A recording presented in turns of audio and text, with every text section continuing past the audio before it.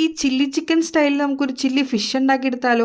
അതായത് same procedure തന്നെ. മൈദപ്പൊടിയും കോൺഫ്ലവറും soya സോസും കുരുമുളക് പൊടിയും കാശ്മീരി ചില്ലി പൗഡറും ആവശ്യത്തിന് ഉപ്പും കുറച്ച് അധികം വിനാഗിരിയും വെള്ളം കൂടി ചേർത്ത് നല്ലൊരു ബാറ്റർ തയ്യാറാക്കി എടുക്കുക. അതിലേക്ക് ഇതാ ഈ ഒരു വലിപ്പത്തിൽ കട്ട് ചെയ്ത ഫിഷ് ചേർത്ത് കൊടുക്കണം. മുള്ളില്ലാണ്ട് എടുക്കാനായിട്ട് പ്രത്യേകം ശ്രദ്ധിക്കണം കേട്ടോ. എന്നിട്ട് നല്ലപോലെ മിക്സ് ചെയ്ത് എറൗണ്ട് ഒരു മണിക്കൂറോളം റെസ്റ്റ് ചെയ്യാൻ വെക്കണം കേട്ടോ. എന്നാലും നല്ലപോലെ പുളി പിടിക്കത്തുള്ളൂ. എന്നിട്ട് നല്ല ചൂടായ എണ്ണയിലൊന്ന് ഫ്രൈ ചെയ്തെടുക്കുക. നമ്മൾ ചില്ലി ചിക്കൻ ഉണ്ടാക്കുന്ന അതേ ടെക്നിക്ക് തന്നെ ഈ ടെക്നിക്കും.